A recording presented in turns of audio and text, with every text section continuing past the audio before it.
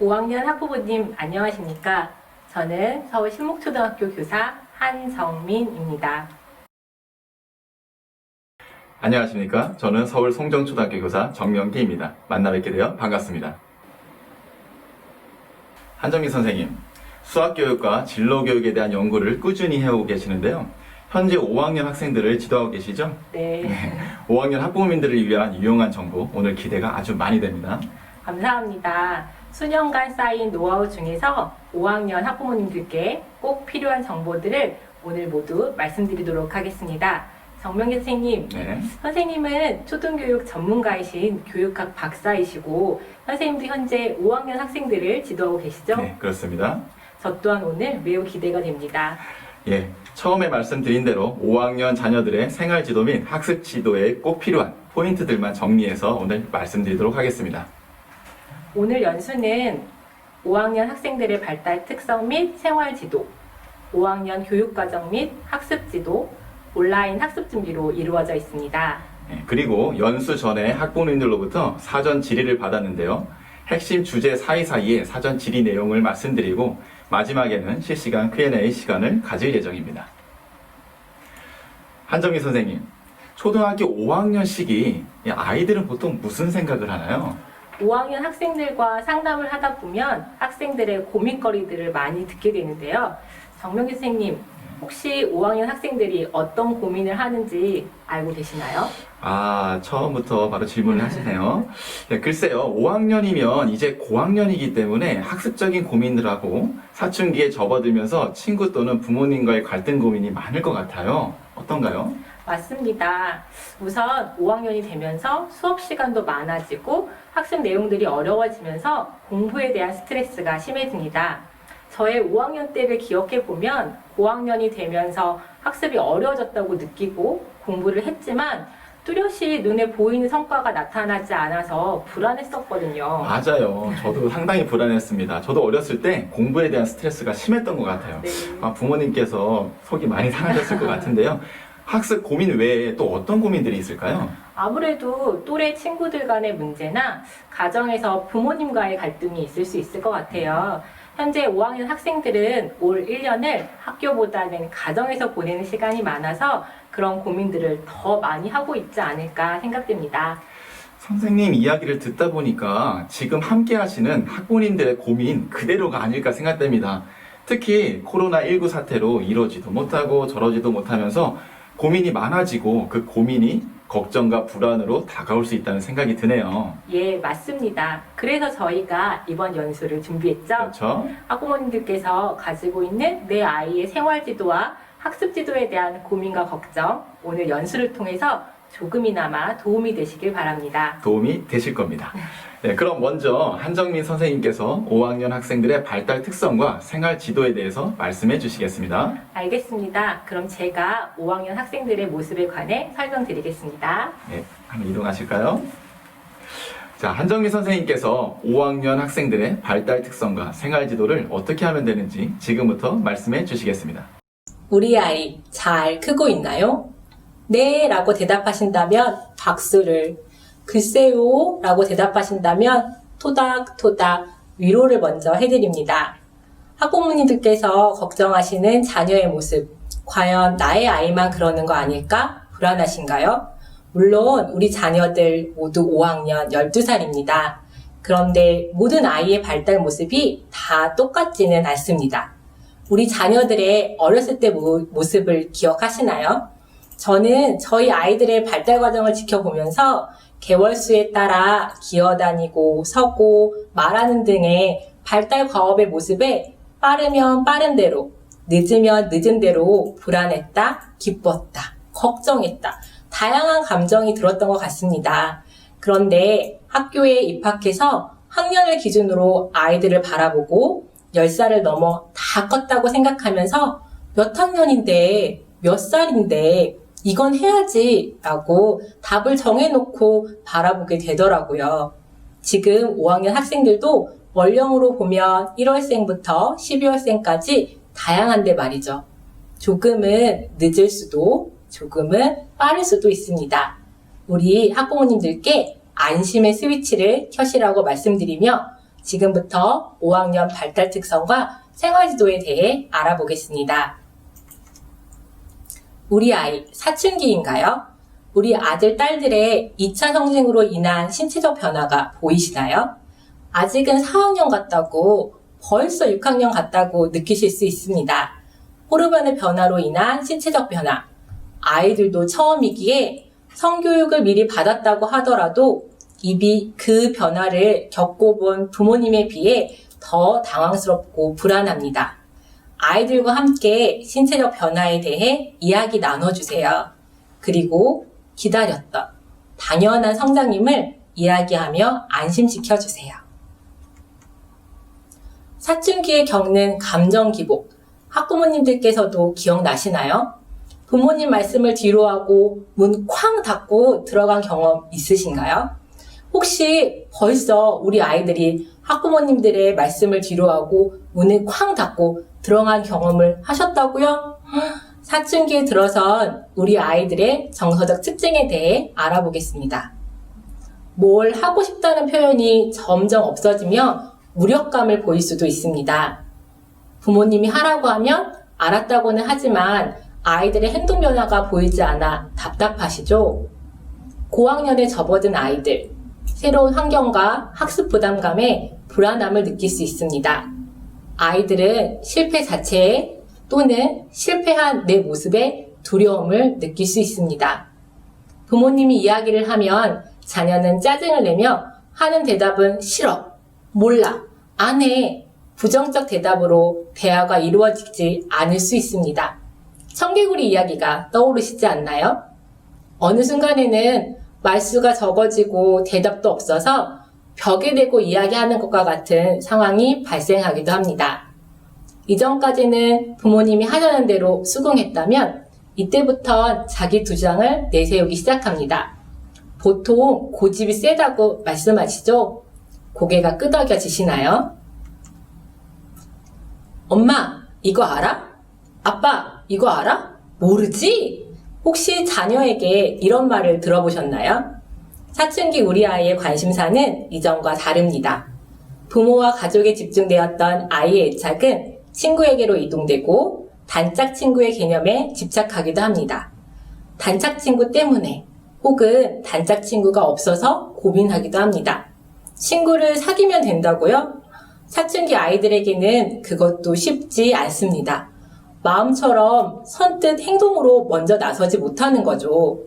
아이들이 새로운 관계 맺기를 어려워하는 이유에 대해 고민이 필요하겠죠? 사춘기의 우리 아이는 타인의 시선을 의식하여 외모에 관심이 생기다 보니 자연스레 화장이나 패션, 이와 관련한 쇼핑, 그리고 아이돌, SNS 활동까지 그 관심 분야가 다양해집니다. 사춘기의 우리 아이 신체적, 정서적 특징, 관계 형성의 모습을 보니 더욱 걱정이 많아지셨다고요? 하지만 이러한 모습들이 자연스러운 발달 과정입니다. 그 정도가 다를 뿐입니다. 그렇다면 사춘기를 험한 산을 오르는 것이 아닌 둘레길을 걷는 방법 알아볼까요? 아이들은 대부분의 일상을 학교, 집, 학원의 삼각구조 안에서 보냅니다. 이런 일상을 버티기 위해 우리 아이들 게임, 너튜브 등을 사용하며 스트레스를 해소하고 있나요? 안 하면 가장 좋겠지만 갑자기 무조건 안 돼! 라고 통보한다면 자녀와의 갈등만 깊어집니다. 조금씩 줄여나가는 것을 목표로 하면 어떨까요? 그리고 횟수, 사용시간, 장소 등을 구체적으로 약속하시기를 권해드립니다. 제가 아는 지인이 자녀가 게임 내용을 이야기하는데 대화가 이루어지지 않는 것을 느끼고 본인이 그 게임을 배웠다고 하더라고요. 부모님도 게임을 배우라는 뜻은 아니고요. 자녀들이 사용하는 컨텐츠가 어떤 내용인지 확인하고 유해 차단 어플이나 프로그램으로 설치해서 관리해주세요. 아이들에게 게임만큼 재미있는 것은 없겠지만 게임을 점차 줄여나가면 분명히 심심하다고 할 거고, 그럼 무엇을 하면 좋을까요? 아이들의 감각을 키우고 가족과 함께하는 상호작용이 필요한 활동의 스위치를 켜보세요.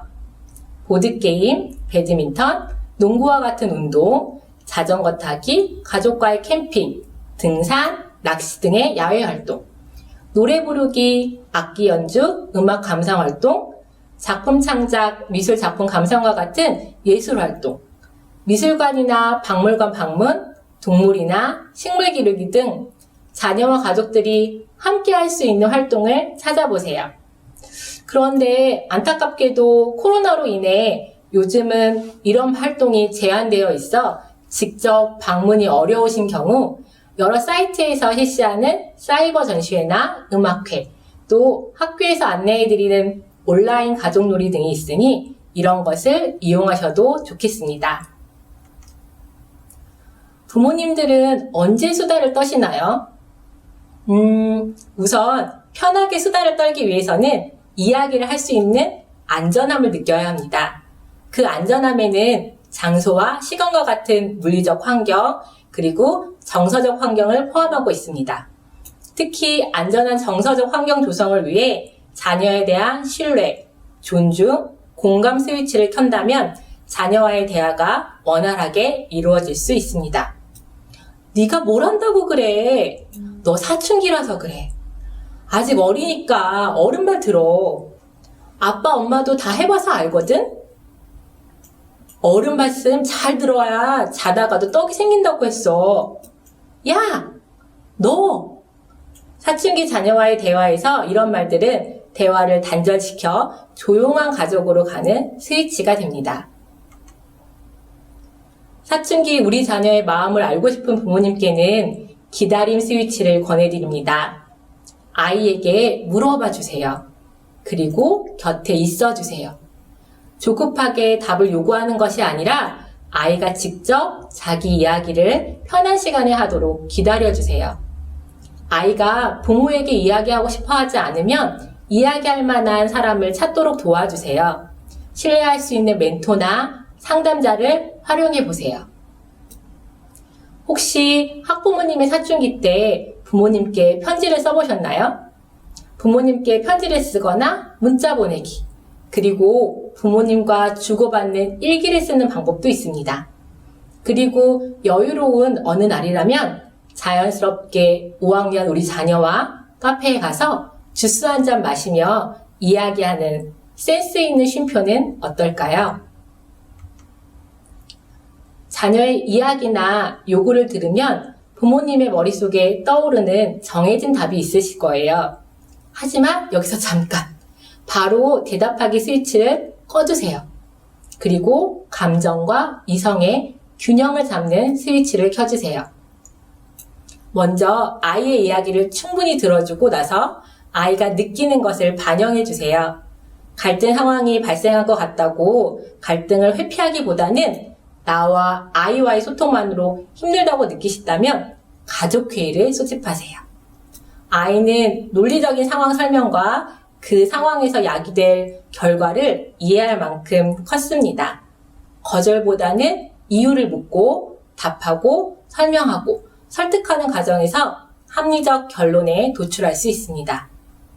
이때 부모님께서 꼭 전달하고 싶은 이야기가 있다면 아이에게 명확하고 직접적으로 표현해 주세요. 아이들의 발달에는 정답이 없습니다. 정답을 얻으려는 조급함과 불안함이라는 스위치는 잠시 꺼주셔도 됩니다. 아이도 학부모님도 잘 하고 계십니다. 괜찮아, 다행이야 라는 말로 서로를 위로하고 믿어주세요. 믿는 만큼 험한 산은 낮아지고 먼 길은 가까워집니다. 부모님과 선생님, 어른들의 위로와 믿음이 아이에게는 큰 힘이 되고 그 힘이 바탕이 되어 알게 모르게 우리 아이들은 그 믿음에 맞추어가기 위해 노력하게 됩니다. 그러니 아이들에게 위로와 믿음을 많이 보내주시길 바랍니다. 그런데 지금 말씀드린 내용은 5학년 학생들의 일반적인 특성에 해당되므로 우리 아이와 다르다고 느껴지시는 부분들도 있으실 거예요. 같은 발달 단계라도 개인별 차이가 있기 때문에 자녀의 개인적 특성을 항상 잘 살펴시면서 아이에게 맞는 지원과 조언을 해주시는 게 보다 중요하겠지요. 그리고 우리 아이가 다른 아이들과 다른 특성을 보이거나 특별하게 느껴지시는 경우에는 반드시 담임 선생님과 그 내용을 공유하면서 가정과 학교가 긴밀히 협력하여 우리 아이들의 성장과 발달에 도움이 되도록 지원해야겠습니다. 잘 들었습니다. 제 아이도 5학년인데 정말 큰 도움이 됐습니다. 온라인 학습이 진행되면서 아이와 집에서 보내는 시간이 많아졌는데 말씀해주신 부분을 잘 적용해 봐야겠어요.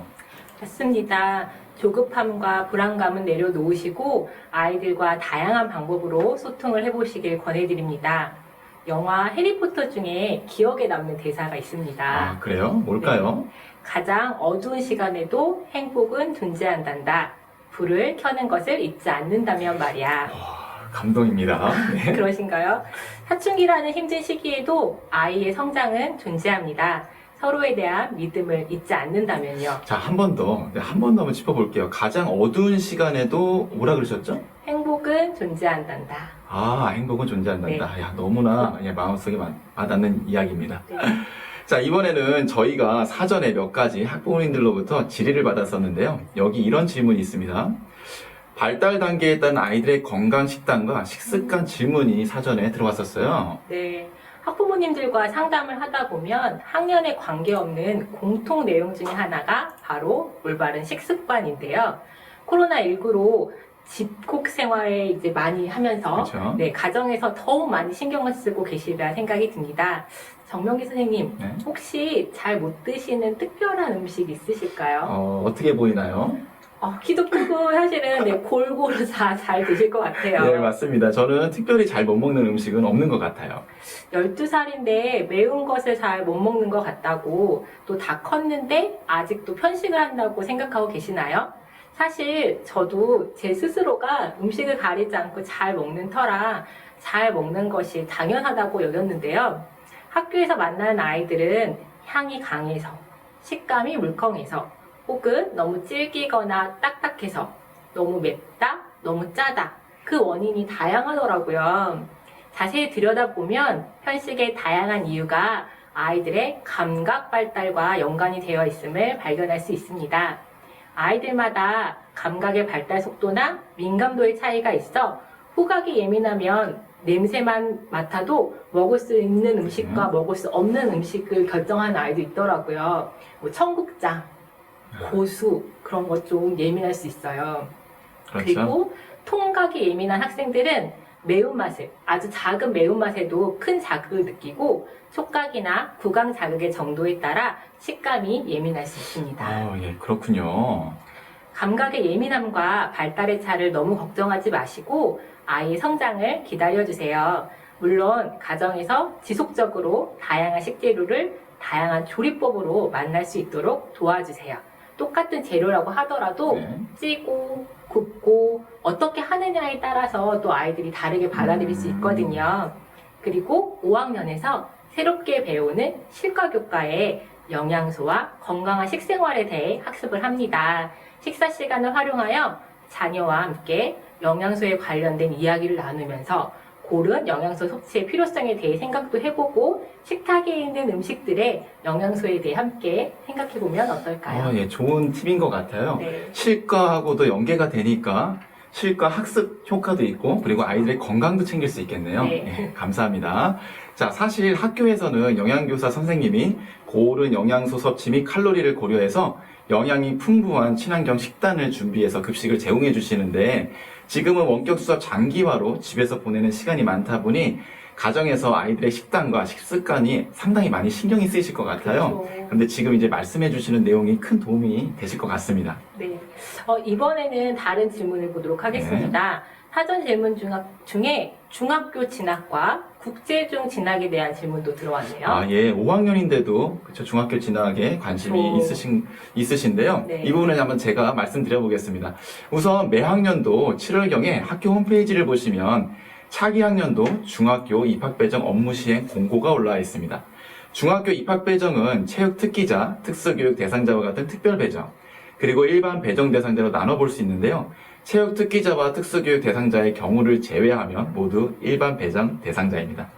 주민등록 등본 제출, 그리고 배정원서 작성, 그리고 필요시에는 재배정 신청 등 구체적인 이 중학교 입학 과정이 있는데요. 그 과정들은 6학년 때 자세하게 안내가 되니까 6학년 때 안내되는 대로 진행을 해주시면 되고, 제가 이 5학년 시점에서 한번 생각해 볼 점은 결국 중학교 학습 내용도 초등학교 때 학습 내용과 연결되어 있다는 것입니다.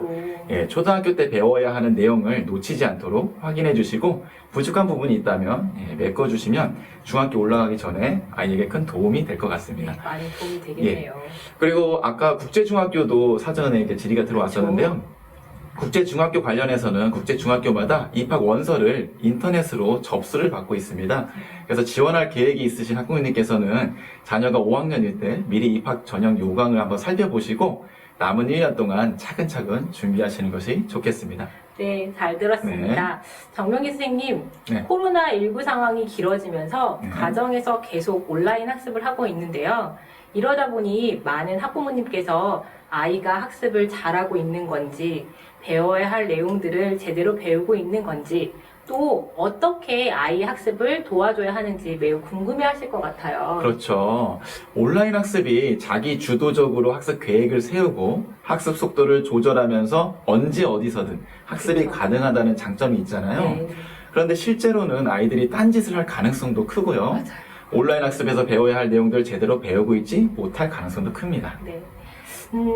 아이들이 5학년 때 배워야 할 내용들을 제대로 학습하려면 교사뿐만 아니라 이런 상황에서는 학부모님들의 도움도 필요할 것 같아요. 그렇죠. 현장에 있는 교사들도 아이들에게 도움을 주기 위해서 무단한 노력을 하고 있지만 가정 내에 있는 시간이 많다 보니까 학부모님들의 도움도 필요한 시기일 것 같습니다.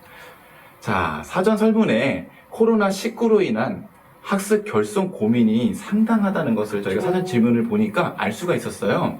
그래서 5학년 때 꼭 알아야 하는 학습 내용과 더불어서 교과별로 학습 지도 방법에 대해서 저희가 함께 한번 준비를 했습니다. 초등학교 5학년 학습, 무엇을 어떻게 지도하면 되는지 저와 정명희 선생님이 함께 지금부터 말씀드리겠습니다. 예, 그럼 자리를 한번 옮겨서 계속 이야기를 나눠볼까요? 네, 저쪽에서 만나시죠. 네. 5학년 학습 지도, 무엇을 어떻게 하면 되는지 지금부터 말씀드리겠습니다. 교과별로 구체적인 이야기를 하기 전에 이탈리아의 테너이자 파페라 가수인 안드레안 보첼리를 먼저 소개하고자 합니다. 그는 12세 무렵에 축구 경기를 하다가 머리에 충격을 받고 시력을 잃게 됩니다. 눈이 안 보이는 안드레안 보첼리에게 어머니가 이렇게 물었다고 하죠. What do you see? 무엇이 보이니? 한정민 선생님. 아무것도 보이지 않는 안드레아 보첼리가 어머니께 뭐라고 답했을까요? 상당히 절망 속에 있었을 것 같은데요. 뭐라고 대답했나요? 네, Everything and Nothing. 어머니 질문에 대한 안드레아 보첼리의 대답이었습니다. 그의 자서전에는 왜 이렇게 답했는지 적혀있지는 않지만 그 이후의 삶을 보면 유추해 볼 수 있습니다. 눈에 보이는 것은 없지만 nothing이죠. 마음의 눈으로는 모든 것을 볼 수 있다. Everything이라는 의미였습니다. 한정희 선생님 수학 전공하신 걸로 알고 있는데요. 수학 얘기 잠깐 하겠습니다. 네. 100 더하기 0은 뭐죠? 100이죠? 아, 맞습니다. 네. 0이 아니라 100입니다. Everything 더하기 nothing은 nothing이 아니라 everything이죠. 우리 아이들도 난 할 수 있는 것이 없다. nothing이라는 생각에서 모든 것을 할 수 있다. everything이라는 생각으로의 전환이 필요합니다. 분명 자녀가 학습을 하면서 못하는 부분들이 있을 것입니다. 이를 지도할 때 왜 이렇게 못해? 라는 식으로 자녀들을 지도하게 되면 학습을 지속할 수 있는 원천적인 힘이 사라지게 될 것입니다. 할 수 있지만 방법을 몰라서 못할 뿐임을 알려주시고 계속해서 할 수 있도록 격려를 해주시기를 추천드리면서 구체적인 학습 포인트들을 살펴보겠습니다. 국수 영사과를 중심으로 4에서 6학년의 교육과정의 흐름과 학습 포인트를 말씀드리겠습니다. 학생들이 이미 학습한 내용, 그리고 학습하고 있는 내용, 앞으로 학습할 내용을 확인하시면서 우리 자녀의 출발점을 진단해 보시고 도착점, 그리고 앞으로 나아갈 방향을 생각해 보는 기회가 되었으면 좋겠습니다. 네, 우선 국어과 교육과정을 살펴보기 전에 4학년에서 5학년으로 올라가면서 학생들이 겪는 교육과정의 변화가 있는데요. 주당 수업 시수가 증가되고 새로운 교과가 추가됩니다. 현재 학년별 주당 수업 시수는 1, 2학년 23차시, 3, 4학년 26차시, 5, 6학년 29차시입니다. 따라서 4학년 때 주당 26차시 수업을 했던 학생들은 5학년 때 3시간이 증가된 29차시 수업을 합니다. 일주일에 하루를 제외하고 매일 6교시 수업을 하게 되는 거죠. 또 실과라는 새로운 교과의 학습도 추가되고요. 고학년의 대열에 합류하면서 학생들이 느끼는 학습 부담감이 증가되는 건 당연한 일일 듯 합니다. 왜 제 아들이 학습 부담감이 늘어나는지 이제 이해가 되네요. 5학년 국어과 듣기 말하기 영역에서는 토의, 토론, 공감하며 듣기가 중점 내용으로 제시됩니다. 교과서에 제시되는 단원의 순서로 봤을 때 상대에 대한 관심과 이해를 바탕으로 공감하며 대화하는 방법과 태도를 익혀 토의 과정의 밑바탕을 마련합니다. 이후 토의하며 의견을 조정하고 합리적인 문제 해결 방안을 마련하는 과정에서 타인을 배려하며 자신의 의견을 제시하는 공동체 대인관계 역량과 의사소통 능력을 기를 수 있습니다. 의견을 뒷받침할 적절한 자료를 준비하고 주장과 근거를 내세우거나 반박하는 토론 과정에서는 비판적, 창의적 사고 역량을 기를 수 있습니다. 읽기 영역에서는 주어진 내용을 추론하며 읽기, 필요에 따라 다양한 정보를 찾아 읽기, 목적에 따라 다양한 읽기 방법 선택하기 등을 배우게 됩니다. 현재 우리 자녀들은 디지털 사회의 다양한 매체의 홍수 속에서 살아가고 있는데요. 인쇄 매체, 영상 매체 등 그 종류도 매체가 담고 있는 의미와 내용도 가지각색입니다. 이에 따라 매체에 따른 다양한 읽기 방법을 이해하고 적절하게 적용하는 능력도 5학년에서 배우게 됩니다. 저도 사실 이 생각을 했었는데요. 요새 워낙 매체들이 많다 보니까 이런 부분들을 좀 배웠으면 좋겠다 했는데 딱 5학년에 있네요. 네. 예. 쓰기 영역에서는 설명하는 글쓰기와 체험에 대한 감상문 쓰기를 중점 단원으로 해서 학습을 합니다. 특히 5학년에서는 글쓰기의 과정을 이해하고 자신의 지식이나 경험을 활용하여 글을 쓰면서 자료와 정보를 처리하는 능력을 기르게 됩니다. 문법 영역에서는 문법적 탐구력이 발달하는 5학년 학생들이 낱말의 짜임을 이해하고 낱말 확장 방법을 탐구할 수 있도록 구성하고 있습니다. 특히 국어 어휘 세계를 인식하는 능력을 높여 어휘 능력을 신장시킬 수 있습니다. 5학년 학생들은 이 시기에 타인의 정서뿐만 아니라 자신의 정서를 이해할 수 있는 문학 감상력이 발달하기 시작합니다. 문학 영역에서는 자신의 경험을 떠올리며 시와 이야기를 읽고 현실과 작품 세계를 비교하면서 문학 작품을 깊이 있게 감상하고 심리적 능력을 함양하게 됩니다. 문학 감상력이 발달하기 시작하니까 이 시기에 독서 교육도 상당히 중요하겠는데요? 그렇죠. 독서 단원이 따로 있을 거예요, 아마. 예. 네. 잠시 후에 한번 다시 계속 이야기를 나눠보겠습니다. 네. 한정미 선생님, 5학년 교육과정을 너무 쉽게 잘 이야기를 해주셨어요. 자, 그렇다면 듣기 말하기, 읽기 쓰기 문법 문학으로 이루어진 국어의 최종 종착지는 어디일까요? 네, 바로 정확하고 효과적인 국어 사용 능력입니다. 특별히 5학년은 어떤 재료를 사용해서 국어 사용 능력을 키우고자 할까요? 한정미 선생님께서 말씀해 주신 대로 국어과 교육과정은 그 학년에서 중점적으로 다뤄야 하는 내용들을 이미 분류하여 소개하고 있는데요. 이를 어떻게 지도하면 되는지 지금부터 포인트를 짚어드리도록 하겠습니다. 자, 먼저 듣기 말하기 영역에서는 토의 토론 능력을 5학년에서 집중적으로 배울 수 있도록 하고 있습니다. 5학년 때 이를 놓치면 배울 수 있는 기회가 적어진다는 이야기도 되겠죠. 요즘과 같은 온라인 학습 시대에서는 실제로 학급에서 토의 토론을 할 수 있는 기회가 적어지기 때문에 더욱더 배우기가 어려울 수 있습니다. 한정희 선생님, 이런 상황에서 어떻게 하면 좋을까요, 우리 학생들이? 학교에서 친구들과 의견을 주고받을 수 있는 기회가 적어졌다면 가정에서 부모님과 의견을 서로 나눠보면 어떨까요? 좋은 방법이네요. 그리고 학교에서도 사실 점진적으로 실시간 화상 수업이 지금 그렇죠. 확대되고 있기 때문에 그런 화상 수업을 통해서도 토익 토론을 계속 하는 노력을 하고 있는 것을 알고 있습니다. 맞아요. 자, 정답은 방금 말씀하신 것처럼 의외로 간단합니다. 자녀에게 생활 속에서 어떤 문제가 있고 그 문제를 해결하려면 어떻게 하면 좋은지 생각해 볼 수 있는 기회를 제공하면 되겠죠. 제 아들 이야기를 잠깐 해보겠습니다. 해도 되는지 모르겠지만 궁금한데요? 네, 제 아들이 보면 별로 안 좋아할 것 같은데요. 제 아들은 벌레를 엄청 싫어합니다. 제 아들도 이제 5학년인데요. 1층에 살다 보니까 집에 벌레가 많이 들어옵니다. 그때 제가 아들에게 슬쩍 물어봤습니다. 우리 집에는 어떤 문제가 있을까? 네, 당연히 아들은 벌레가 지금 당장 들어왔으니까 벌레가 많아요 라고 대답을 했습니다. 자, 그리고 지나간 게 아니라 제가 아들에게 한 번 더 물어봤습니다. 아, 그럼 이 문제를 어떻게 해결하면 좋을까? 처음에 아들이 뭐라고 대답했는지 아세요? 글쎄, 잡아요? 벌레 잡으면 되지 않을까요? 아닙니다. 이사 가죠. 그랬습니다. 네네. 자, 근데 거기서 멈춘 것이 아니라 제가 아이들하고 계속 대화를 하면서 결국은 아들이 그럼 집 앞에 있는 풀들을 제거하면 어떨까요? 풀들을 이렇게 없애면 어떨까요? 라는 이야기를 좀 해줬는데요. 자, 이와 같이 가정에서 자녀와의 대화를 통해 자녀의 의견을 말할 수 있는 기회를 주시면 좋겠습니다. 초등학교의 전교과학습은 이렇게 실생활과 연계한 학습을 강조하고 있고요. 실제로 아이들에게도 실생활에서 직접 경험하여 얻는 학습한 내용이 오래 기억되면서 효과가 높습니다. 자, 5학년 1기 영역에서는요, 글 내용 요약하기를 중점적으로 가르치고 있습니다. 평소 온라인 학습을 통해 국어 교과서를 배우고 있다면 글 요약하기 활동들을 계속했을 텐데요. 자녀가 이를 제대로 학습했는지 확인해보고 싶다면 문단의 중심 문장을 찾을 수 있는지 확인해보시기 바랍니다.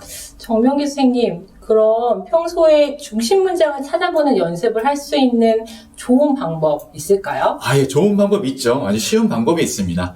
자, 혹시 자녀가 이 부분이 부족하다면 평소에 글을 읽을 때 또는 교과서를 읽을 때 중심 문장에 항상 이 밑줄을 긋는 습관을 들이도록 하시면 좋습니다.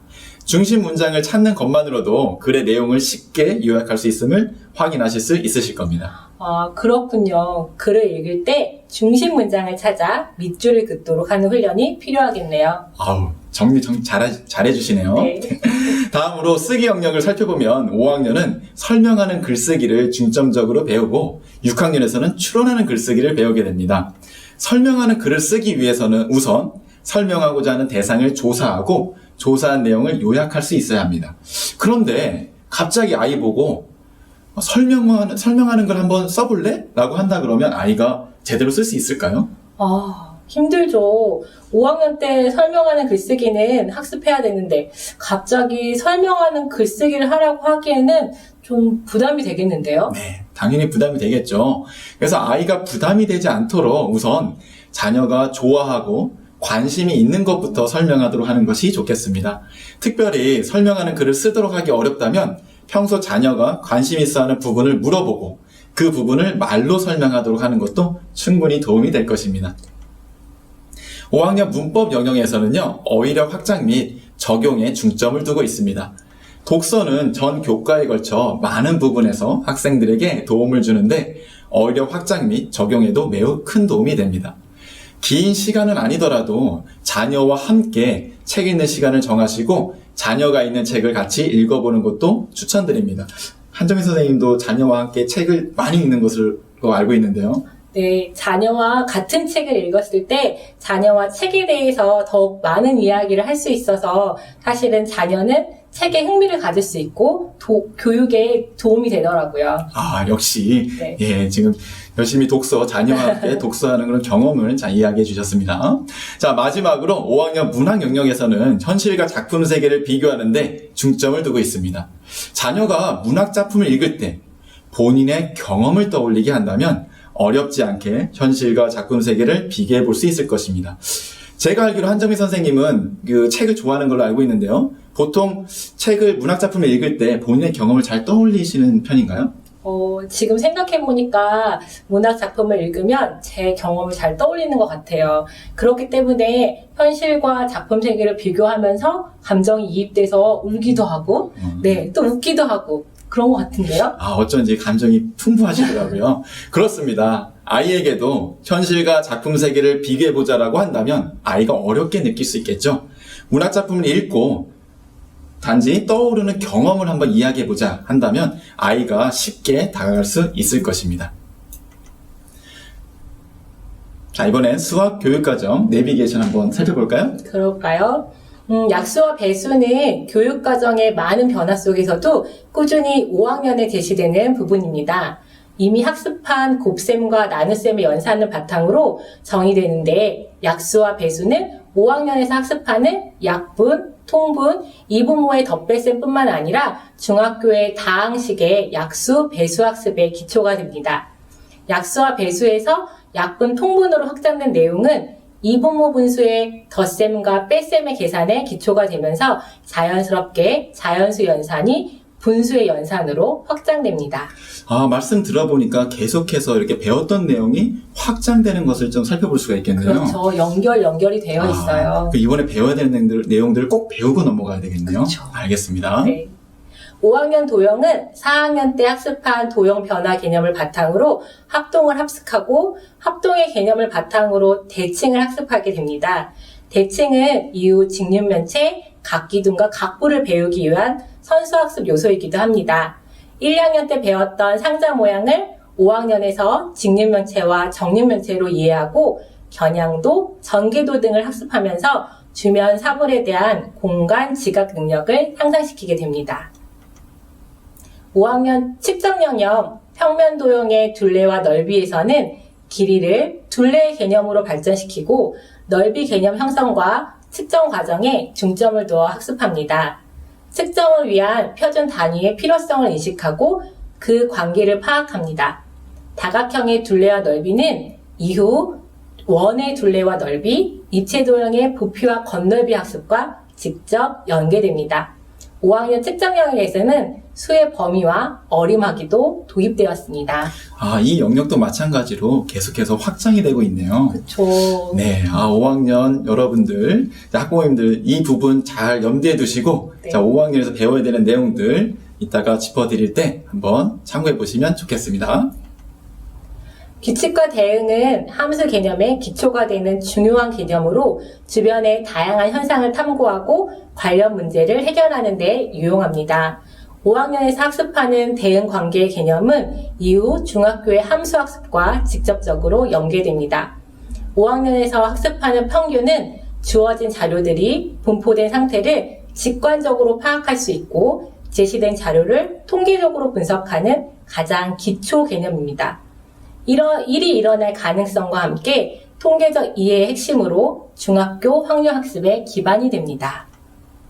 자, 잘 들었습니다. 이제 수학과의 목표와 학습 지도 방법을 한번 살펴보겠습니다. 수학하면 자연스럽게 문제집들이 떠오르시죠? 저도 문제집을 많이 풀었던 생각이 납니다. 수학은 자연과학, 공학, 의학, 사회과학, 인문, 예술, 체육 등 우리의 생활과 사실 연계된 아주 모든 분야의 기초가 됩니다. 즉, 실생활과 밀접한 관련이 있는 것이죠. 이렇듯 수학은 생활 속에서 활용될 수 있어야 합니다. 자, 5학년에서는 자연수의 혼합계산, 이분모, 덧셈, 뺄셈, 분수와 자연수의 곱셈, 소수와 자연수의 곱셈이 제시되면서 수연산이 확장되는 시기입니다. 이러한 수연산의 확장을 도와주기 위한 방법으로는 실생활에서 분수의 연산, 소수의 연산이 필요한 상황 등을 찾아보고요. 설명하는 것이 도움이 되겠습니다. 한정희 선생님, 다양한 상황을 제시하라고 했는데요. 생활하면서 저희가 언제 분수를 사용하게 될까요? 자꾸 질문을 하셔서 계속 긴장이 되는데요. 죄송합니다. 학부모님께서 분수만 나오면 아이들이 피자 먹고 싶다고 해서 난감해 하시더라고요. 저도 아이들과 피자 시켜 먹을 때 4분의 1로 나눠서 먹자고 이야기를 하곤 하는데 그때 분수를 사용하네요. 분수 나올 때 피자 얘기 많이 나오죠. 네. 예, 갑자기 배가 좀 고파지는데요. 이와 같이 수학은 우리 생활과 밀접하게 연관이 되어 있습니다. 수학이 사용되는 다양한 상황을 이렇게 찾아보게 해주시면 좋겠습니다. 자, 한정희 선생님. 합동 그리고 대칭 하면 뭐가 떠오르시나요? 데칼코마니요. 데칼코마니. 네네. 도화지 반으로 접었다 펴서 한쪽에다 이렇게 물감을 이렇게 묻혀가지고 모양을 그리고 다시 반으로 접으면 딱 펼쳤을 때 새로운 모양이 나타나는 게 너무 신기했거든요. 맞습니다. 저도 학생 때 데칼코마니 하면 욕심이 나가지고 색깔을 여러 가지로 이렇게 막 칠했던 것 같아요. 그러다가 막상 펴면 작품이 좀 엉망이 되고 제가 사실 미술을 잘 못했는데요. 자, 그럼 한 가지 더 여쭤보겠습니다. 네. 입체도형 하면 뭐가 생각나시나요? 아, 입체도형. 그래도 쌓아서 다양한 모양 만들기를 할 수 있는 블럭. 네, 블럭이요. 그게 생각나실 줄 알았습니다. 네네. 네, 저도 블럭이 생각났는데요. 이렇게 5학년에서 배우는 합동, 대칭, 입체도형은 많이 놀고 또 만지고 보아야 합니다. 그림 그리기, 색종이 접기, 찰흙놀이, 블록놀이, 상자조립, 상자 펼쳐보기 등 조작 활동을 많이 하면서 많이 놀고 또 만들어보고 위아래 오른쪽 왼쪽 등 여러 방향에서 많이 관찰하면서 이 공간 감각을 신장시켜 보시기를 권장드리겠습니다. 아까 제가 여기 조작 활동하기 클릭을 못 드렸는데요. 합동 대칭 입체도형은 이렇게 조작하고 활동하기를 통해서 아이들의 능력을 신장시킬 수 있다는 말씀을 드렸습니다. 리모컨 조작하시는 연습하시는 거죠? 죄송합니다. 다음으로 어리막이 들어가겠습니다. 정명희 선생님, 그런데 어리막이는 수학의 정확성과는 조금 거리가 있다고 느껴지는데요. 이제 반대로 저에게 질문하시네요. 그쵸. 예. 네. 좋습니다. 네, 어리막이에서는 실생활에서 대략적인 값을 활용하는 능력을 기르도록 합니다. 여기서 대략적인 값은 오차를 최소화한 합리적인 값을 의미하는 거죠.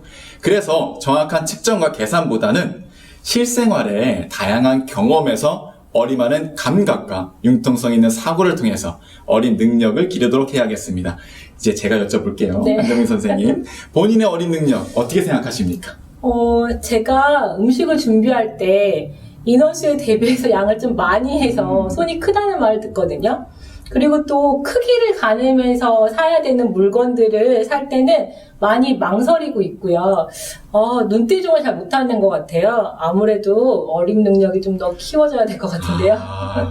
말씀 들으니까 저희 집에 있는 사람하고 좀 반대시네요. 저는 항상 손이 좀 이렇게 작아가지고 그 집에 있는 사람은 손이 좀 작아서 제가 항상 이제 배고프게 밥을 먹고 있는데요. 네. 이 방송을 보고 있으면 안 되는데 다음으로 넘어가겠습니다. 더 많이 해주실 거예요. 네. 5학년 측정 영역에서 5학년 측정 영역에서 평면도형의 둘레와 넓이를 배우고 단위를 총정리하게 되는데요. 평면도형의 둘레와 넓이는 공식을 암기해서 기계적으로 계산하는 것이 목적이 아니기 때문에 공식이 도출되는 과정을 학생이 이해할 수 있도록 해야 합니다. 그렇다면 여기 나오고 있는 지금 수학자 되어보기, 이 의미가 뭘까요? 제가 이 둘레 넓이 단위를 배우기 위해서 수학자 되어보기를 해결 방법으로 이제 제시를 했는데요. 자, 한번 생각해 볼까요? 수학자들도 어떤 수학적 원리를 발견할 때 머릿속에 한 번에 딱 떠올랐을까요? 천재 아니었을까요? 그럴 수도 있겠네요. 그런데 이제 저 같은 사람은 한 가지 현상에 대해서 실험도 해보고, 계산도 해보고, 실패도 해보고, 그 과정들을 반복하면서 일반화할 수 있는 공식을 도출을 하게 될 겁니다. 이렇게 학생들도 그런 경험을 해봐야 하나의 수학 원리가 체득된다는 그런 의미가 되겠죠. 따라서 한 번에 안 된다고 포기하거나 실망하지 말고 계속 연습하고 도전하며 알아가는 과정이 중요하겠습니다. 언젠가는 유레카를 외치겠죠? 그럴 날이 오기를 기대하겠습니다. 자, 학생들은 5학년 규칙과 대응에서 두 양 사이의 대응 관계를 파악하는 능력을 기르게 됩니다. 이를 위해서는 생활 속에서 여러 가지 배열과 주변 현상을 자세히 관찰하고 작은 변화를 민감하게 발견하는 기회를 제공해 주세요. 우리 집안에서 또는 길을 걸을 때, 그것도 여행을 갔을 때, 그리고 미술관이나 박물관 등 많이 가잖아요. 그런 곳에서 어디에서든 가능합니다. 자, 그런 민감한 발견한 변화들을 가지고 아이와 자연스럽게 대화를 해보신다면 자녀의 폭넓은 관점을 형성하는 데 더욱 유용할 것입니다. 앞에서 말씀해 주신 대로 특히 초등에서는 이렇게 실생활과 연계된 학습이 효과가 높네요. 아마 지금 연수를 들으신 학부모님들께서도 뭔가 하나의 공통점을 발견하셨을 거예요. 수학과에서 뭔가 이렇게 실생활하고 연관된 이야기들을 많이 하고 있구나라고 지금 아마 많이 발견하셨을 겁니다. 자, 한정희 선생님, 또 여쭤보겠습니다. 평균 가능성에 대한 평균하면 뭐가 떠오르시나요? 저는 지금 머릿속에 딱 떠오르는 게 하나 있는데요. 혹시 지금 이 연수를 시청하고 계시는 학부모님들도 똑같은 생각을 하실런지요? 저는 시험 보고 평균 점수 계산했던 기억이 떠오르는데요. 너무 라떼는인가요? 예, 저 지금 나가려고 했습니다. 네. 라떼입니다. 예, 저도 평균 점수가 떠오르더라고요. 평균은 용어의 정의 없이도 이처럼 실생활의 경험을 통해 학생들은 이미 알고 있는 개념일 수 있습니다. 한 번 더 여쭤볼게요. 네. 죄송합니다. 이번엔 가능성입니다. 뭐가 떠오르시나요? 가능성. 우선 일기예보에서 비 올 가능성? 네. 네. 아니면 뭐 누군가를 만날 가능성? 그리고 기분 좋은 이벤트에 당첨될 가능성? 네. 이런 거 맞을까요? 생각해보면 더 있을 것도 같은데. 방금 말씀하신 게 정답입니다. 네. 자, 일상생활에서 찾을 수 있는 소재가 많습니다. 이와 같이 평균과 가능성은 실생활과 연계하여 학생들에게 친숙한 소재를 사용하면 학생들의 관심과 흥미를 유도할 수 있고 학습에 대한 내적 동기를 유발할 수 있습니다.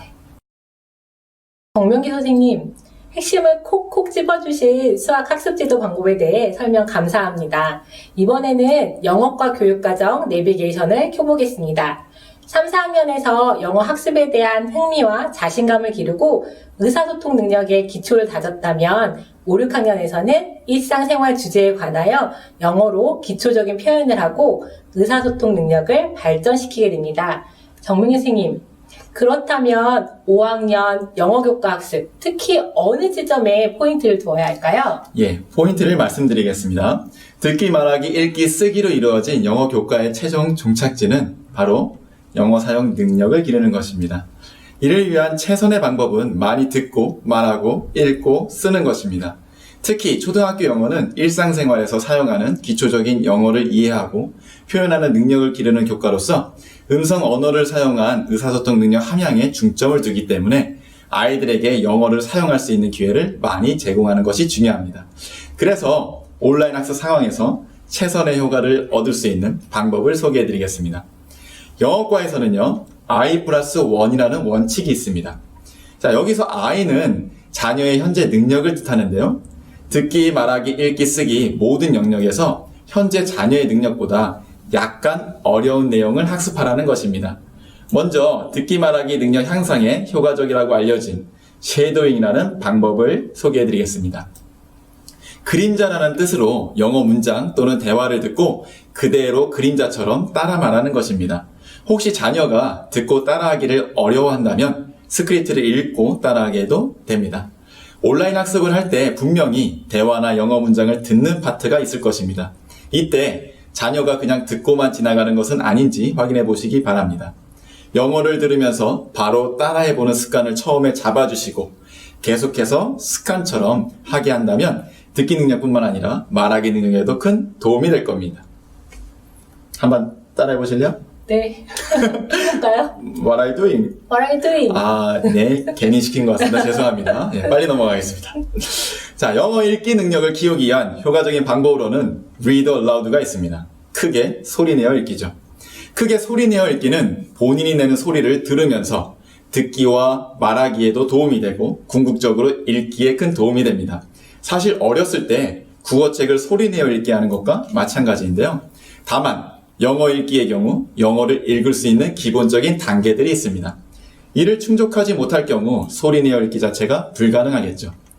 영어를 읽기 위해서는 음소인지, 파닉스, 유창성, 어휘, 이해라고 하는 요소들이 함께 기능을 해야 합니다. 음소인지, 파닉스, 유창성, 어휘, 이해라는 읽기 단계를 설명해 주셨는데 구체적으로 무엇을 뜻하나요? 예, 조금 어려우실 수 있는데요. 음소인지는 버이라는 단어가 이라는 음소로 이루어져 있다는 것을 아는 것이고 파닉스는 글자와 소리의 관계로 A라는 글자가 내는 소리를 아는 것입니다. 여기에서의 유창성은요, 단어의 의미 부여를 하는 것이고요. 이것들이 바탕이 되어야 어휘를 확장하고 결국 글을 이해할 수 있게 되기 때문에 혹시 자녀가 영어 교과서의 글을 읽지 못한다면 음소인지, 파닉스, 유창성, 어휘, 이해 단계에서 어느 단계에서 막혔는지 확인하시고 이를 보충해줘야 할 필요가 있습니다. 아, 이제 알겠네요. 왜 이렇게 영어를 못 읽는지 뭐라고 할 것이 아니라 어디에서 막혔는지 확인해 봐야겠어요. 네. 과연 어디에서 막혔는지 확인해 보시고 그 부분을 보충해 주면 되겠죠.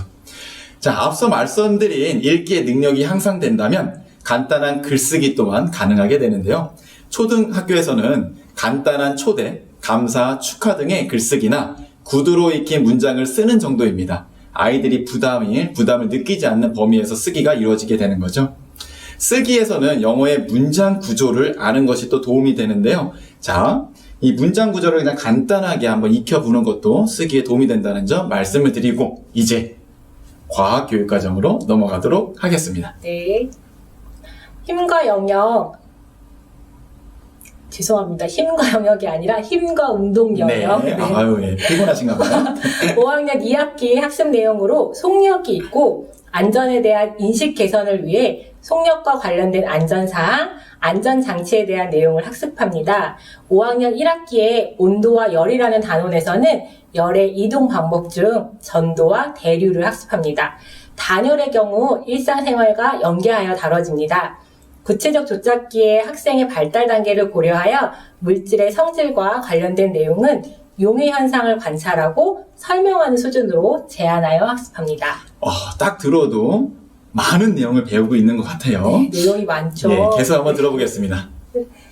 5학년 1학기 다양한 생물과 우리 생활 단원에서는 3, 4학년에서 다루지 않은 균류, 원생생물, 세균 등의 다양한 생물의 특징과 사는 환경에 대한 이해를 바탕으로 생물과 우리 생활과의 관계를 알아보며 생물의 다양성을 이해하도록 합니다.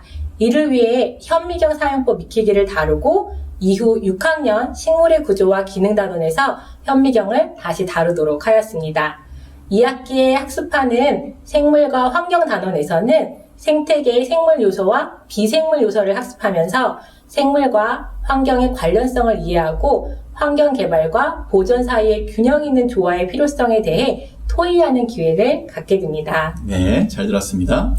2학기 날씨와 우리 생활 단원에서는 학생들이 경험한 기상현상을 중심으로 여러 가지 날씨 요소를 이해하고 날씨와 우리 생활과의 관계를 탐구합니다. 이를 위해 날씨가 우리 생활에 미치는 영향에 대한 적극적인 정보 조사 활동을 강조하고 있습니다. 1학기 태양계와 별 단원에서는 태양이 지구의 에너지 원임을 이해하고 태양계를 구성하는 행성들의 크기와 태양으로부터 행성까지의 상대적인 거리를 비교하여 태양계의 구조와 광대함을 인식하도록 합니다. 또한 별과 별자리의 의미를 알고 북극성을 찾는 활동을 통해 별자리의 방위를 찾는 방법으로 별자리가 방위를 찾는데 이용된다는 것을 알게 됩니다. 숨 안 차세요? 네. 내용이 엄청나게 많은데요. 야, 제가 들어도 어떡하지? 라는 생각이 듭니다. 네. 내용이 엄청나게 많은 내용들을 5학년 친구들이 배우고 있군요. 네. 자, 근데 걱정하지 않으셔도 되겠습니다. 네. 자, 과학과 교육과정에 대해서 지금 잘 들어봤는데요. 이제 과학과의 목표와 학습 지도 방법에 대해서 한번 살펴볼 거고, 이 많은 내용들을 또 어떻게 지도를 하면 되는지, 그리고 학생들이 그 과학과의 목표에 어떻게 도달하면 되는지에 대해서 정말 간단하게 말씀드리도록 하겠습니다. 자, 과학에서는 다양한 탐구 중심의 학습을 통해 결국에는 학생이 자연현상과 사물의 호기심을 가지고 탐구할 수 있는 능력을 기르는데 그 목적이 있습니다. 온라인 학습 상황에서 다양한 실험을 통해 탐구 능력을 기르는 데는 그 한계가 분명히 있습니다. 학교에서 이루어지는 온라인 학습에 열심히 참여해야겠지만 온라인 학습의 효과를 극대화하기 위해서는 가정에서 자녀에게 스스로 탐구할 수 있는 기회를 제공해주면 좋습니다. 한 번 더 여쭤볼게요. 네.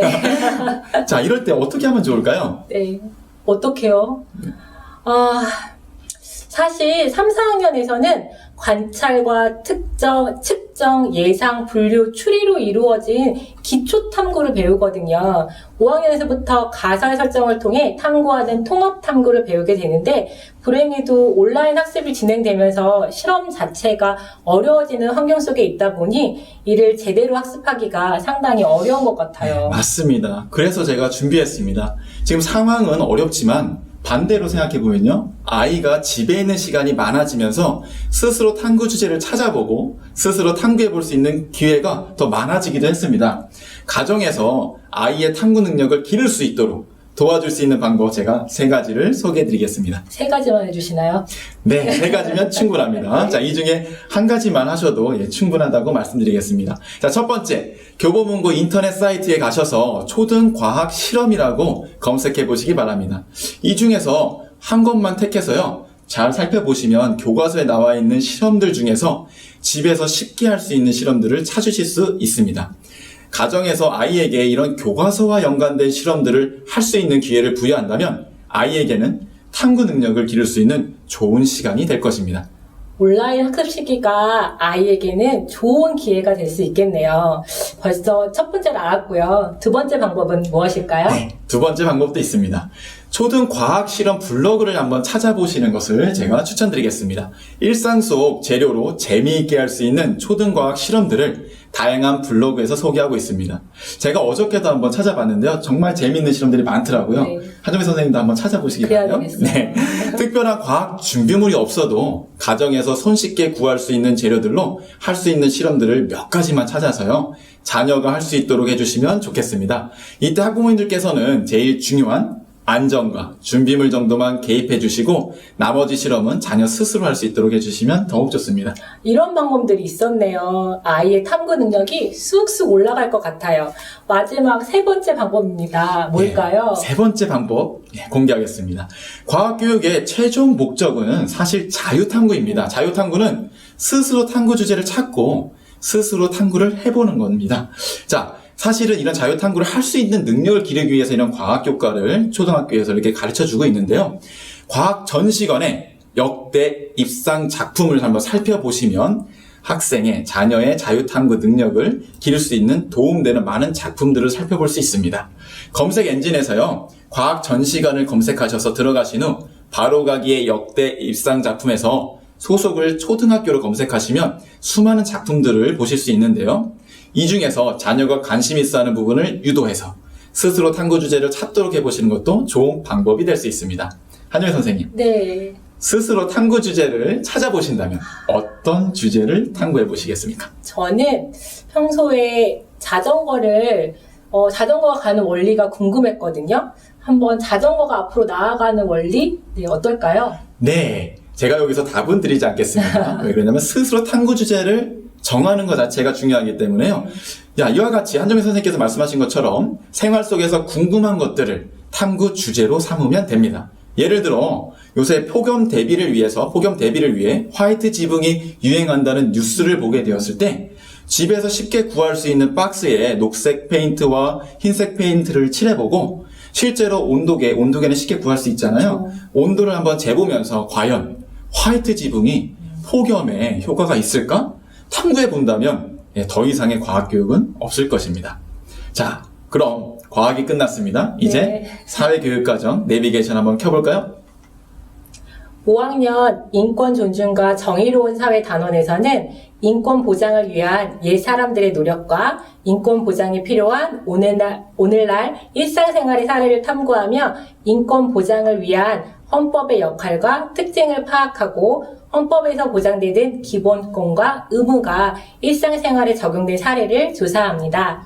아울러 법이 적용되는 생활 속 사례를 통해 법의 의미와 성격을 파악하고 권리 보호와 질서 유지의 측면에서 법의 역할을 탐색합니다.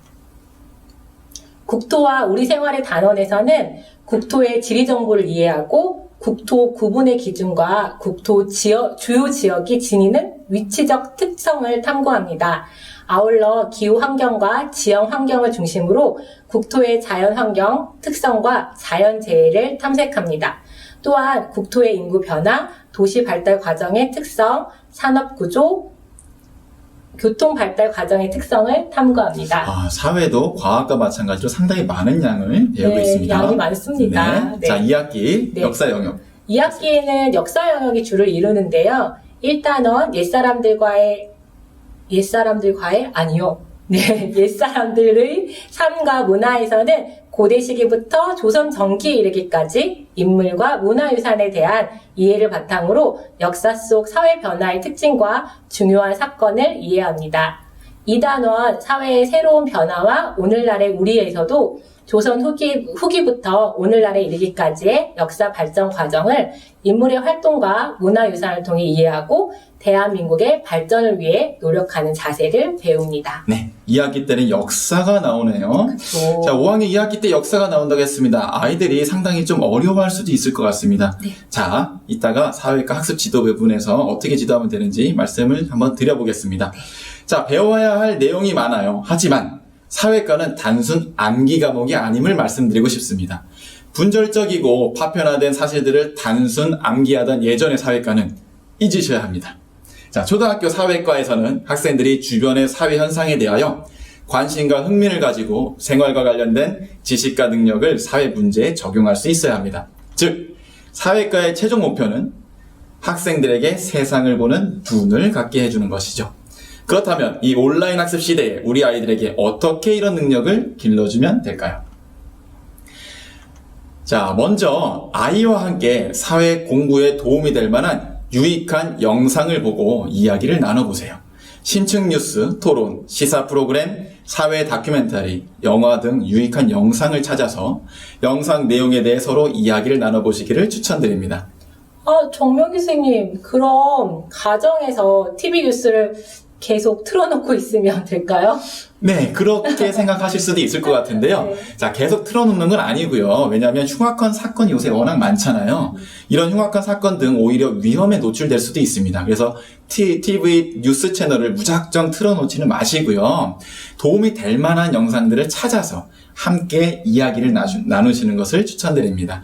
자, 이런 대화를 나누는 것만으로도 학생들은 사회교과서 속 지리 역사, 정치 경제, 사회문화가 좀 더 가깝게 느껴질 것입니다. 자, 단순한 암기는 지향하지만 사회과의 기본적인 지식 이해는 필수입니다. 다양한 텍스트, 영상 정보가 넘치는 시대, 사회과의 기본적인 지식을 이해하지 않는다면 쏟아지는 정보들이 유기적으로 결합되지 못할 것입니다. 단순한 암기는 안 되는데 지식 이해는 해야 한다. 그럼 어떻게 해야 기본적인 지식을 습득할 수 있을까요? 네, 아까 한정희 부장님께서 교육과정 내비게이션 하셨을 때 5학년 2학기에 역사가 나온다고 했잖아요. 그런 역사 같은 경우도 단순히 암기만 하려고 하는 경우도 많은데, 자, 이런 특히 5학년 역사 단원일 때 마인드맵이나 코넬 노트 등 다양한 정리 기술들을 아마 활용하셔서 지금 5학년 때부터 자신이 이해한 지식을 효과적으로 정리하는 능력을 키워주시기 바랍니다. 자녀가 온라인 학습을 할 때 사회교과에서 배우는 내용을 노트에 정리할 수 있도록 해주면 아마 자녀가 단순한 암기가 아니라 이런 사회과의 기본적인 지식을 이해하는 데 큰 도움이 될 것입니다. 자, 또한 사회과 여러 영역과 관련된 책을 읽게 해주시면 좋습니다. 자, 요새는 사회 전집도 많이 나오고 있는데요. 이런 백과사전식 접근은 자칫 아이에게 부담을 줄 수 있습니다. 서점이나 도서관에서 단권이나 몇 권으로 되어 있는 흥미로운 역사책 등 사회과와 연관된 책 중에서 아이들이 좋아하는 분야의 책을 직접 선택해서 천천히 읽도록 도와주시길 추천드리겠습니다. 정명희 선생님, 사회과 학습 포인트 정말 잘 들었습니다. 가끔 학생들이나 학부모님들께서 교과서를 안 했어요. 왜 교과서를 안 배워요? 라고 물어보십니다. 교과서는 정선된 학습 자료 맞습니다. 다만 학생들이 배워야 할 정답은 아닙니다. 현재 국가교육과정에서는 학생들이 각 학년의 교과에서 달성해야 할 성취 기준을 제시하고 있습니다. 이를 위해 서로 다른 조건의 학교와 학급 안에서 학생들의 강점, 약점.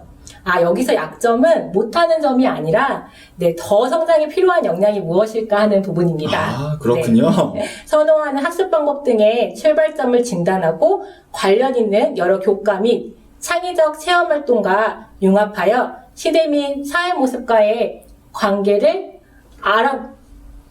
알아보고, 그거를 녹여가지고서는 저희가 학생의 삶과 연계되는 교육 활동을 구현해야 합니다. 네, 말씀 잘 들었습니다. 자, 알버트 아인슈타인은요, 이렇게 말했습니다. 논리학은 너를 A에서 B로 이끌 것이다. 그러나 상상력은 너를 어느 곳이든 날 수 있도록 도와줄 것이다. 상상력은 제한이 없기 때문이죠. 혹시 학부모님들 코이의 법칙을 아십니까? 예, 다들 아실 것 같은데요. 자, 관상어 중에 코이라는 물고기가 있는데요. 이 물고기는 특이한 특징이 하나 있습니다. 무슨 특징이에요? 네. 예, 제가 말씀드려볼게요. 네. 작은 어항에서는 5에서 8cm밖에 자라지 않지만 연못에 넣어두면 15에서 25cm까지 자라게 되고요. 강물에 방류를 하게 되면 사진 한번 보시겠어요? 무려 90에서 120cm까지 성장하게 됩니다.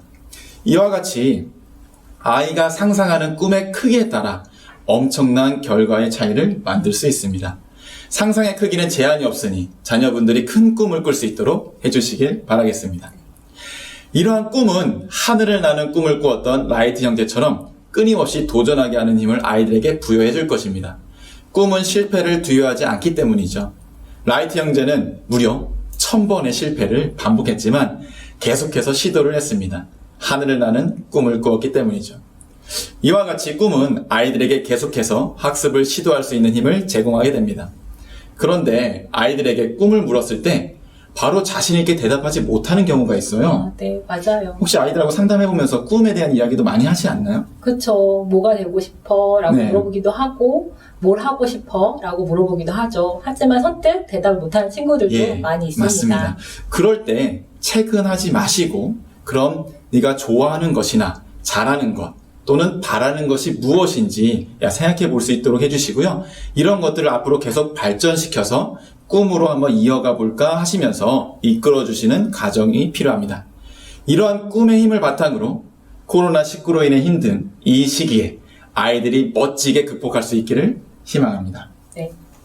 좋은 말씀 감사합니다. 지금까지 5학년 교육과정과 학습지도 방법에 대해서 살펴보았습니다. 이제 다시 자리로 돌아갈까요? 예, 다시 자리로 돌아가겠습니다. 감사합니다. 고생하셨습니다. 고생하셨습니다. 네. 야, 정말 고생 많으셨어요. 아까 말씀하실 때도. 양이 많네요. 네, 그렇죠? 네. 꾸준히 학습을 지속할 수 있는 마음의 힘부터 구체적인 교과별 학습 방법까지 큰 도움이 됐습니다. 특히 교과별로 최종 종착지를 설명해 주시니 학습의 목표가 무엇인지 감이 오네요. 네, 그리고 4, 5, 6학년 교과 내용이 어떻게 연결이 되는지도 살펴볼 수 있어서 너무 좋았던 것 같아요. 지금까지 말씀드린 이 모든 것을 아이와 한꺼번에 하시기는 힘드실 겁니다. 그렇죠. 아이와 함께 할 수 있겠다고 생각이 드는 몇 가지만 먼저 시도해 보시기를 추천드리고 싶네요. 자, 그럼 이번에도 사전 질문들을 한번 살펴볼까요? 여기 이런 질문이 있네요. 길어진 코로나로 인해 아이의 학습적 위치가 어디쯤인지 모자란 부분을 어떻게 메꿔나가야 할까요? 라는 질문인데요. 어떻게 하면 좋을까요? 예, 사전 질문에 이런 질문을 해주셨는데요. 방향을 알고 목적지를 알면 고민이 조금은 덜해지실 것 같아요. 그래서 아까 학습지도 방법을 설명드릴 때 교과별 최종 종착지를 일부러 말씀을 드린 건데요. 교과서 내용은 이 종착지를 향해 나아갈 수 있도록 도와주는 학습 재료들을 제공하고 있을 뿐입니다. 그러니 너무 걱정하지 마시고 아이가 방향을 잘 잡을 수 있도록 격려와 응원 부탁드리겠습니다. 네. 아이들 출발점을 진단하고 부족한 부분을 채우는 방법으로 문제집을 생각하기가 그렇죠. 쉽습니다. 5학년 국어과 교육과정에서 학습하는 설명하는 글쓰기를 활용해 보면 어떨까요? 1학기 때 배운 내용 중에 관심 있는 혹은 어려운 핵심 개념을 설명하는 글로 써서 자신만의 언어로 표현하여 나의 지식으로 내면화하는 기회를 제공해 주세요. 글쓰기가 부담이 된다면 만화, 그림, 노래 가사 만들기 등 다양한 방법이 있습니다. 그리고 이런 자료들을 이렇게 모아서 우리 아이만의 책으로 제본을 해주신다면 평생 남길 수 있는 포트폴리오가 만들어집니다. 아이들에게도 큰 기억에 남는 그런 활동이 되겠네요. 그렇죠. 네. 코로나19로 인해 현재 그 어느 때보다 충분한 복습 시간을 확보할 수 있는 절호의 또 기회이기도 한 것 같습니다. 네. 자, 그리고 사전 질문으로 이런 질문도 들어왔어요. 네. 공부 습관을 어떻게 형성하면 좋을지 공부 습관에 관련된 고민인데요. 이번에 제가 말씀드려 볼게요. 정명규 선생님 혹시 생택지 베리라고 하면 떠오르는 게 있으실까요? 그럼요. 아주 유명한 작가죠. 네. 그래서 읽을 때마다 그 의미가 새로운 책, 어린 왕자를 집필한 작가 맞죠? 맞습니다. 프랑스의 비행사이자 작가인 색티즈베리는 계획 없는 목표는 한낱 꿈에 불과하다는 이야기했습니다. 우리 아이의 공부 습관, 규칙적인 생활 습관을 고민하신다면 긴 계획보다 짧은 계획으로 성공의 기쁨을 맛보도록 도와주세요. 먼저 목표를 정한 활동을 시간별로 정리하고 하루의 계획을 작성해보고 좀 더 늘려서 일주일의 계획, 한 달 계획, 그리고 1년 계획 등으로 단계적으로 늘려보세요. 이를 위해 활용할 수 있는 자료가 있는데요. 하루 일과형, 그러니까 시간별로 확인할 수 있는 거 혹은 목록형으로 돼서 다양한 종류의 하루 계획 부침 쪽지를 활용하면 좋을 것 같아요. 네, 말씀하신 것 중에 그 짧은 계획을 세워서 이게 성취감을 맛보도록 하는 그 부분이 좀 마음에 와닿네요. 네, 사실은 1년을 시작할 때 네. 다이어리를 먼저 하잖아요. 그쵸. 그래서 막 1년에 뭘 할지 계획을 세워놓으면 나중에 못하는 게 더 많더라고요. 그런데 이렇게 부침 쪽지를 사용을 하면 하나하나씩 모으는 재미도 있고요. 그러네요. 네. 그리고 붙임 쪽지를 하고 나서 네. 해결하고 나면 또 이렇게 떼는 재미도 또 그쵸. 있을 것 같아요. 네. 예, 저도 꼭 한번 해보고 싶네요. 네. 근데 정명희 선생님, 네. 9월 15일에 배포된 교육부의 보도자료를 보면 실시간 쌍방향 수업의 비율이 점진적으로 이제 확대가 된다고 하는데 맞나요? 예, 맞습니다. 온라인 학습 기간이 길어지면서 학생과 쌍방향으로 소통하는 비율을 점진적으로 확대하기로 했는데요. 실시간 쌍방향 수업을 하기 위해서는 관련 프로그램도 설치해야 되고 기기도 준비해야 될 것 같아요. 실시간 쌍방향 수업을 효과적으로 하기 위해 가정에서 준비해야 할 것에는 무엇이 있을까요? 예, 그래서 제가 준비했습니다. 실시간 쌍방향 수업을 포함해서 지금 진행하고 있는 이 온라인 학습을 가정에서 어떻게 준비해야 하는지 지금부터 제가 PPT와 함께 말씀드리도록 하겠습니다. 부탁드릴게요. 정명희 선생님께서 온라인 학습 어떻게 준비하면 되는지 말씀해 주시겠습니다. 5학년 온라인 학습 어떻게 준비하면 되는지 지금부터 말씀드리겠습니다. 코로나19로 인하여 학교에서는 4월 온라인 개학 이후부터 원격 수업이 진행되고 있습니다. 원격 수업은 서로 다른 시간 또는 공간에서 이루어지는 수업 형태를 말하는데요. 현재는 실시간 화상 교육도 원격 수업에 포함하고 있습니다. 학교에서 이루어지고 있는 원격 수업은 크게 실시간 쌍방향 수업, 콘텐츠 활용 중심 수업, 과제 수행 중심 수업으로 나눌 수가 있습니다. 이 학기부터는 실시간 쌍방향 수업 비율이 점진적으로 확대될 예정인데요. 보통 학교에서는 콘텐츠 활용과 과제 수행을 병행하면서 실시간 쌍방향 수업을 점진적으로 도입하고 있습니다. 쌍방향 수업이 점진적으로 확대되는 움직임 속에서 가정에서는 무엇을 어떻게 준비하면 될까요? 중요한 포인트 3가지만 말씀드리도록 하겠습니다. 첫 번째, 온라인 학습에 필요한 기기 및 프로그램을 자녀와 함께 점검하시길 바랍니다. 기본적으로 컴퓨터 또는 노트북을 활용하시기를 추천드리지만 가정 내 학생이 많을 경우 스마트패드 또는 스마트폰을 사용해야 할 수도 있을 것입니다. 어떤 기기를 사용하시던지 미리 기기가 잘 작동하는지 살펴봐 주시기 바랍니다. 이 점은 이미 온라인 학습을 진행하면서 모두 갖추어져 있을 것입니다. 쌍방향 실시간 수업이 도입되면서 데스크탑 PC의 경우 웹캠과 마이크가 필요하게 되었는데요. 이를 꼭 확인해 주시기 바랍니다. 마지막으로 학교별로 온라인 수업에 필요한 프로그램들을 확인하셔서 미리 설치하시면 되겠습니다. 둘째, 준비 과정은 학부모님이 도와주시되 실시간 원격 학습에 적응이 되고 일정한 습관이 형성이 되면 학생 스스로 참여할 수 있도록 합니다. 매주 주간 학습 안내를 학생이 직접 확인하고 스스로 온라인 학습 계획을 세우도록 해주시고 수업 참여 방법에 대한 안내문, 게시판 등도 학생이 직접 확인하고 살펴볼 수 있으면 더욱 좋겠습니다. 이를 통해 학생들은 자립심 및 책임감을 형성할 수 있을 것입니다. 이 점도 이미 장기간의 온라인 학습을 통해 학생들이 잘 알고 있겠지만 제대로 실천하는 것이 더욱 중요하겠지요. 셋째, 학생의 학습 태도 및 과제 수행 여부를 확인해 보시기 바랍니다. 학생 스스로 온라인 학습 습관이 형성되어 있다고 하더라도 학부모님들의 관심은 학생들이 학습을 계속할 수 있도록 하는 힘이 될 것입니다. 학생을 감시하고 지적하기 위한 확인이 아니라 학습을 계속할 수 있도록 격려하기 위한 확인을 해주시고 과제가 숙제가 아니라 수업 중에 이루어지는 활동임을 주지시켜 주십시오. 수업 관련 콘텐츠만 보고 활동을 하지 않는다면 온전한 학습을 하기 어려울 것입니다. 학생에게 과제까지 수행을 해야 마침내 온전한 수업을 한 것임을 반드시 주지시켜 주시기 바랍니다. 학교에서도 담임 선생님들이 다양한 방법으로 학생들과 소통하며 피드백을 하고 있지만 가정에서 학부모님들의 지지와 격려가 아이들에게 큰 활력이 될 것입니다. 이번에는 실시간 쌍방향 화상 수업을 할 때 많이 사용하고 있는 줌과 구글 미트의 기본적인 기능들에 대해서 잠깐 알아보도록 하겠습니다. 이미 시작해서 운영하는 학교가 많기 때문에 지금 말씀드린 내용을 잘 아시는 부모님도 계시겠지만 지금 준비하시는 학부모님도 계실 것 같아서 제가 잠깐 말씀드리겠습니다.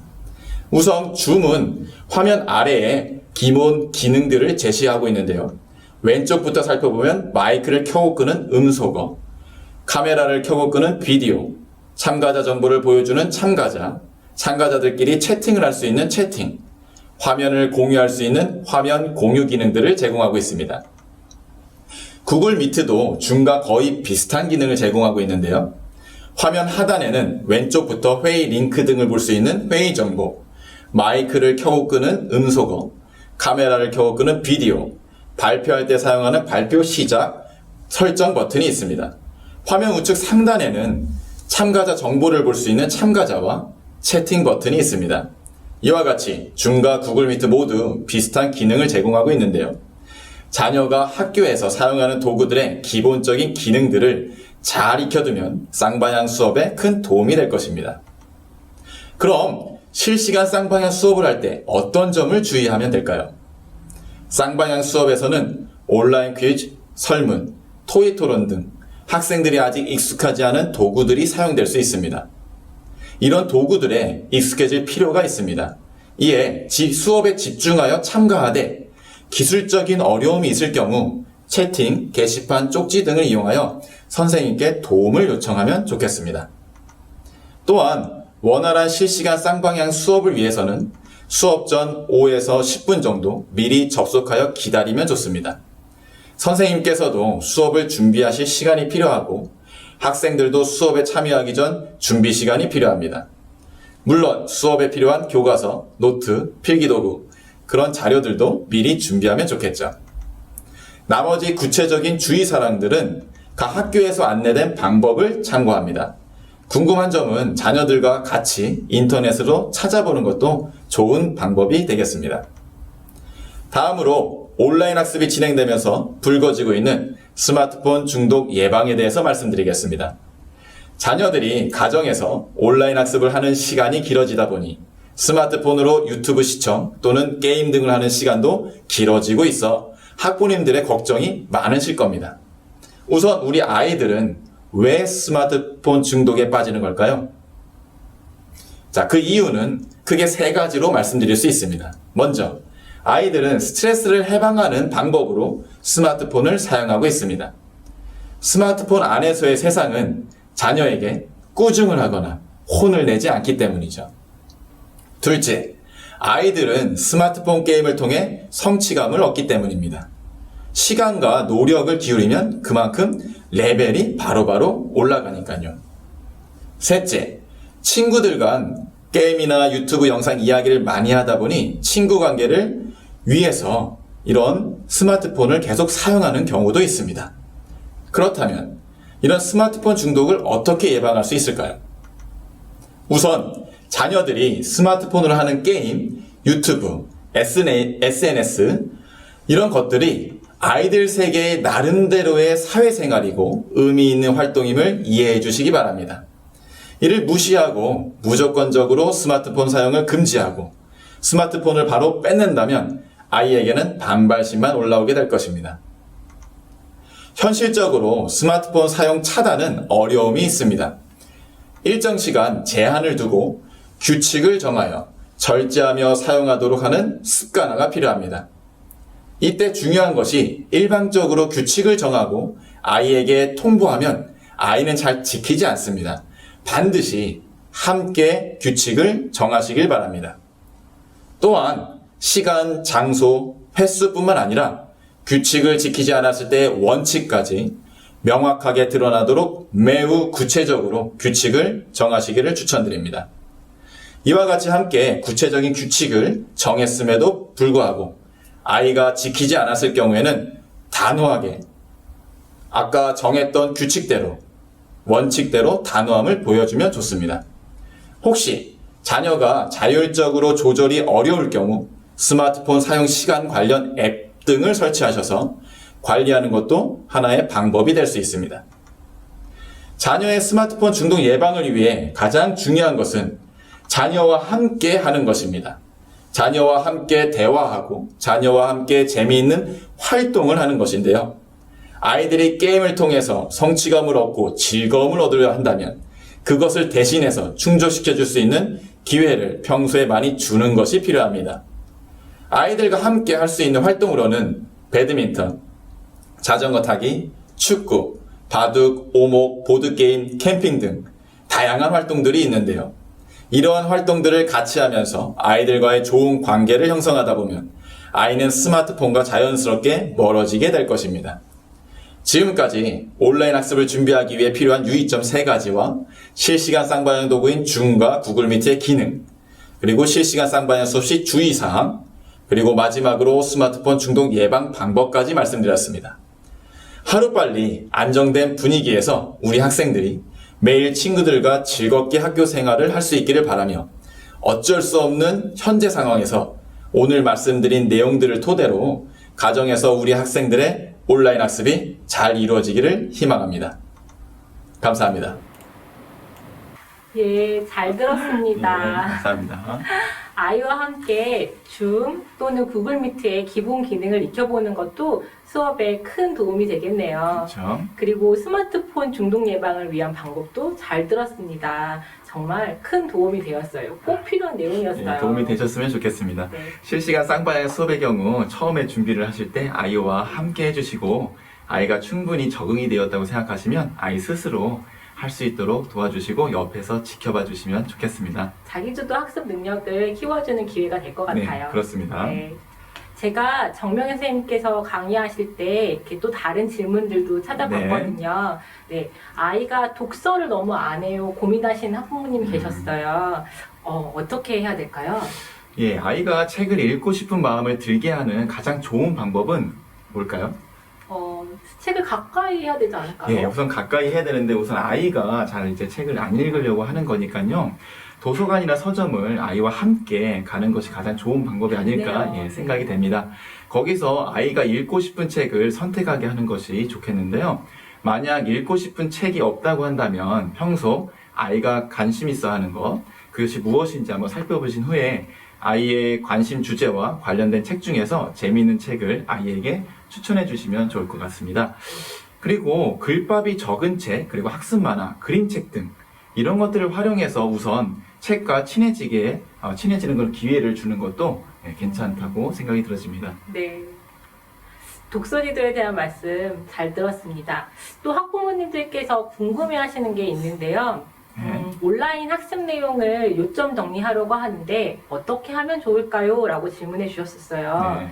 사회과 학습지도 방법 설명해 주실 때 코넬 노트 방법 제시해 네, 그렇죠. 주셨는데요. 네, 좀 더 자세히 설명해 주시겠어요? 예, 제 기억에도 아까 사회과 학습지도 방법을 말씀드릴 때 코넬 노트하고 마인드맵 네. 말씀을 드렸던 것 같아요.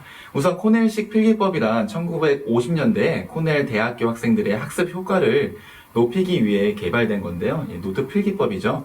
현재 초등학교, 중학교, 고등학교, 대학교, 일반 등에 널리 사용되고 있습니다.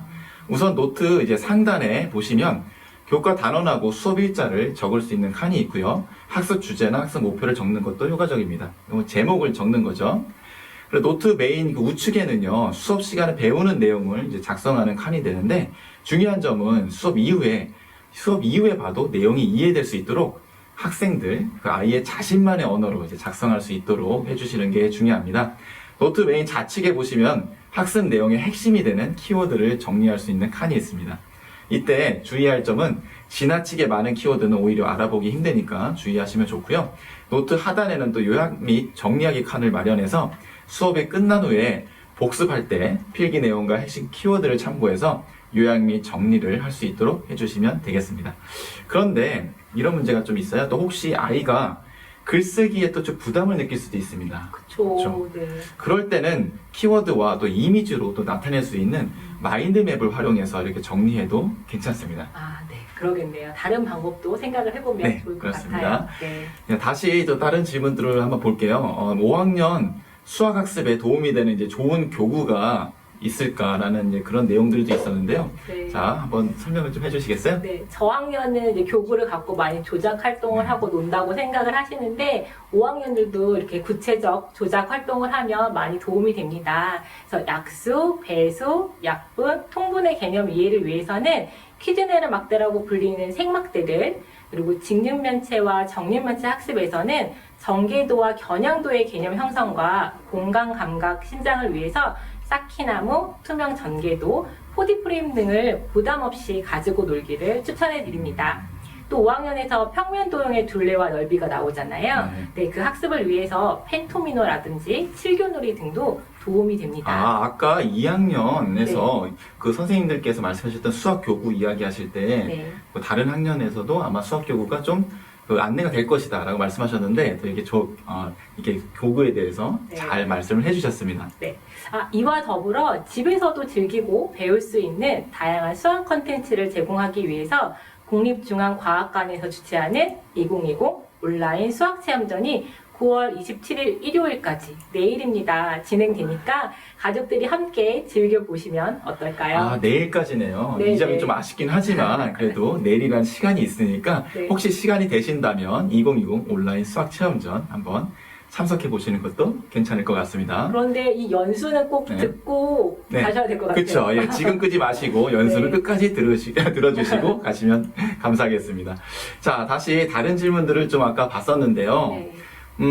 여기 이런 질문들이 좀 있었어요. 아이가 하고 싶은 것이 없어요. 네. 아이의 꿈이 없는데 아까 저희가 이제 꿈 얘기도 좀 했었잖아요. 네. 아이의 꿈이 없는데 어떻게 해야 할까 이런 부분들 네. 예, 궁금하실 것 같습니다.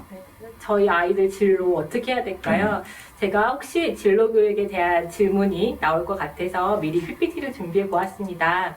초등학교에서 진로 교육은 자기 이해, 진로 탐색, 진로 계획을 통해 긍정적 자아 개념 형성, 일의 중요성 이해, 직업 세계의 탐색, 진로 기초 소양 함양에 중점을 두고 있습니다. 그런데 정명기 선생님, 혹시 호모 헌드레드라는 말을 알고 계시나요? 다시 한번 질문해 주시겠어요? 호모 헌드레드. 호모 100. 호모는 제가 알기로 사람이란 뜻이고, 100은 100이니까, 100살까지 산다는 혹시 그런 얘기인가요? 와, 센스. 네, 했습니다. 역시 센스가 식은땀 났습니다, 대단하십니다. 지금. 예, 갑자기 물어보셔서. 네. 예. 호모 헌드레드는 인간의 수명이 연장되면서 100세 시대가 도래했음을 상징하는데요. 미래학자 엘빈 토플러는 미래의 문맹은 글을 읽고 쓸 줄 모르는 사람이 아니라 어떻게 배우고 아는 지식을 어떻게 활용하고 계속해서 배우는 방법을 모르는 사람이다 라고 말하면서 오히려 어린이가 아닌 성인들의 평생학습을 의무교육 차원에서 접근하기도 했습니다. 따라서 자녀들에게 너는 뭐가 될래? 보다 너는 어떻게 살래에 초점을 맞춘 진로교육이 필요합니다.